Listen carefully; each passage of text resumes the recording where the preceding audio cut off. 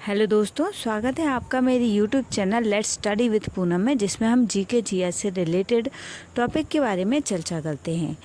तो आज हम अपने वीडियो में चर्चा करने वाले हैं हमारे देश के प्रतिष्ठित विश्वविख्यात कवि रविंद्रनाथ टैगोर के बारे में। तो चलिए शुरू करते हैं। विश्वविख्यात कवि, साहित्यकार, दार्शनिक, भारतीय साहित्य के नोबेल पुरस्कार विजेता रविंद्रनाथ टैगोर के बारे में आज हम जानेंगे। उन्हें बांग्ला साहित्य के माध्यम से भारतीय सांस्कृतिक चेतना में नई जान फूंकने वाले युग दृष्टा जाना जाता है। वे एशिया के प्रथम नोबेल पुरस्कार सम्मानित व्यक्ति हैं। वे एकमात्र कवि हैं जिनकी दो रचनाएं दो देशों के राष्ट्रगान बनी। भारत का राष्ट्रगान जन गण मन और बांग्लादेश का राष्ट्रगान आमार सोनार बांग्ला गुरुदेव की ही रचना है। रविंद्रनाथ ठाकुर का जन्म 7 मई 1861 को कोलकाता के जोड़ासांको ठाकुरवाड़ी में हुआ। उनके पिता रविंद्रनाथ ठाकुर और मां शारदा देवी थीं। उनकी आरंभिक शिक्षा प्रतिष्ठित सेंट जेवियर्स स्कूल में हुई।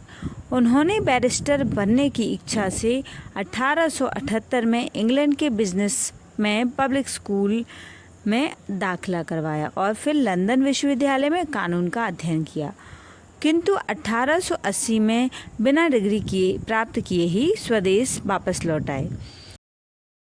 1883 में मृणालिनी देवी से उनका विवाह हुआ।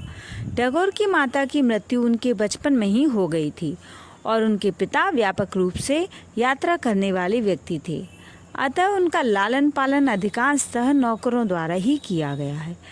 टैगोर परिवार बंगाल पुनर्जागरण के समय अग्रणी था। उन्होंने साहित्यिक पत्रिकाओं का प्रकाशन किया। बंगाली और पश्चिमी शास्त्रीय संगीत और रंगमंच पटकथाओं वहाँ के नियमित रूप से प्रकाशित हुआ करते थे। टैगोर के पिता ने कई पेशेवर ध्रुपद संगीतकारों को घर में रहने और बच्चों को भारतीय शास्त्रीय संगीत पढ़ाने के लिए आमंत्रित किया था। टैगोर के बड़े भाई द्विजेंद्रनाथ दार्शनिक कवि थे।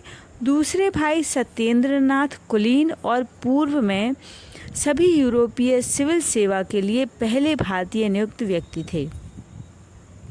एक भाई ज्योतिरिंद्रनाथ संगीतकार नाटककार थे और उनकी बहन स्वर्ण कुमारी उपन्यासकार थीं। ज्योतिरिंद्रनाथ की पत्नी कादम्बरी देवी संभवतः टैगोर से थोड़ी बड़ी थीं और उनकी प्रिय मित्र और शक्तिशाली प्रभाव वाली महिला थीं, जिन्होंने 1884 में अचानक आत्महत्या कर ली। इस कारण टैगोर और उनका शेष परिवार कुछ समय तक समस्याओं से घिरा रहा। इसके बाद टैगोर ने बड़े पैमाने पर विद्यालयी कक्षा की पढ़ाई से परहेज किया।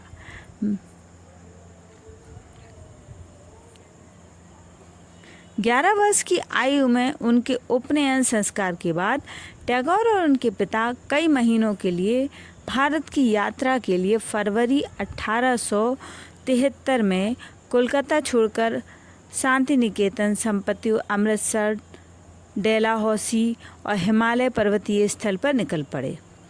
वहाँ टैगोर ने जीवनी, इतिहास, खगोल विज्ञान, आधुनिक विज्ञान, संस्कृत का अध्ययन किया। कालिदास की शास्त्रीय कविताओं के बारे में भी पढ़ाई की।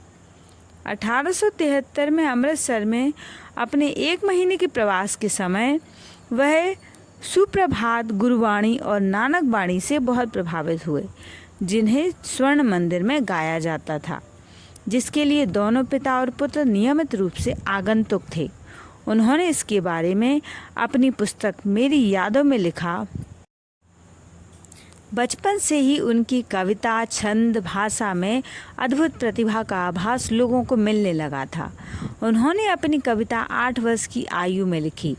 सन 1877 में केवल 16 वर्ष की आयु में उनकी प्रथम लघु कथा प्रकाशित हुई थी। टैगोर ने अपने जीवन काल में कई उपन्यास, निबंध और लघु कथाएं, यात्रा वृत्तांत, नाटक, सहस्त्रों गाने भी लिखे थे। वे अधिकतम अपनी पद्य कविताओं के लिए जाने जाते थे। गद्य में लिखी उनकी छोटी कहानियाँ बहुत लोकप्रिय रहा करती थीं। टैगोर ने इतिहास, भाषा विज्ञान, आध्यात्मिकता से जुड़ी पुस्तकें भी लिखी हैं। टैगोर के यात्रा वृत्तांत, निबंध और व्याख्यान कई खंडों में संकलित किए गए थे, जिसमें यूरोप के जटिल पत्रों और मनुष्य धर्म यानी मनुष्य का धर्म शामिल है। अल्बर्ट आइंस्टाइन के साथ उनकी संक्षिप्त बातचीत, वास्तविकता की प्रकृति पर नोट, बाद के उत्तरार्ध में एक परिशिष्ट के रूप में सम्मिलित किया गया।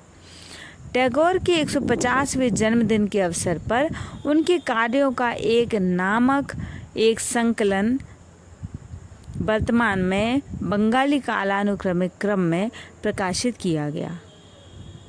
इसमें प्रत्येक कार्य के सभी संस्करण सम्मिलित हैं और लगभग 80 संस्करण हैं। 2011 में हार्वर्ड यूनिवर्सिटी प्रेस ने विश्व भारती विश्वविद्यालय के साथ अंग्रेजी में उपलब्ध टैगोर के कार्यों की सबसे बड़ी संकलन द एसेंशियल टैगोर को प्रकाशित करने के लिए सहयोग किया है। यह फकराल आलम और राधा चक्रवर्ती द्वारा संपादित की गई थी। टैगोर के जन्म को 150वीं जन्म वर्षगांठ की निशानी है। अब हम चर्चा करते हैं रविंद्रनाथ टैगोर की कुछ प्रमुख कृतियों के बारे में। तो गीतांजलि, पूर्वी प्रवाहिनी, शिशु भोलानाथ, महुआ, वनवाणी, परिशेष, पुनश्च, वीथिका शेषलेखा, चोखेर बाली, कणिका, नैवेद्य मायर खिला, छड़िका, गीतमाल्या, कथाओं कहानी आदि रविंद्रनाथ टैगोर की प्रमुख रचनाएं हैं। टैगोर ने लगभग 2230 गानों की रचना की है। रविंद्र संगीत बांग्ला संस्कृति का अभिन्न अंग है। टैगोर के संगीत को उनके साहित्य से अलग नहीं किया जा सकता।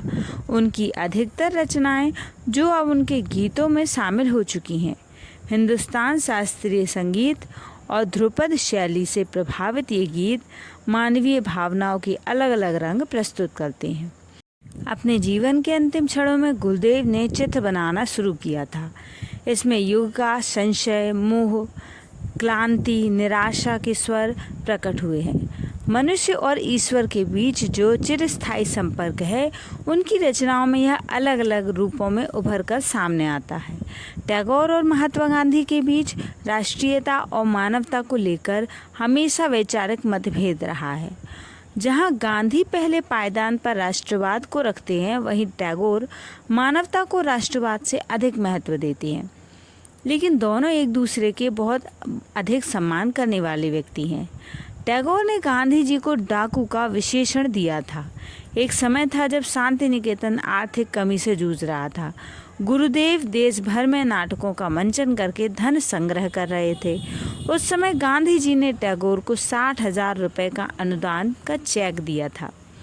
जीवन के अंतिम समय 7 अगस्त 1941 के में कुछ समय पहले इलाज के लिए जब उन्हें शांति निकेतन से कोलकाता ले जाया जा रहा था, तो उनकी नातिन ने कहा था कि आपको मालूम है हमारे यहाँ नया पावर हाउस बन रहा है।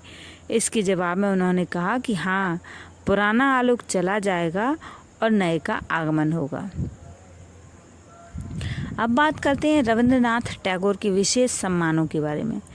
रविंद्रनाथ टैगोर को 1913 में उनकी काव्य रचना गीतांजलि के लिए साहित्य का नोबेल पुरस्कार मिला। 1914 ईस्वी में राजा जॉर्ज पंचम ने नाइटहुड की पदवी से गुरुदेव को सम्मानित किया। 1919 में जलियांवाला बाग हत्याकांड के विरोध में गुरुदेव ने उनकी दी गई उपाधि लौटा दी थी।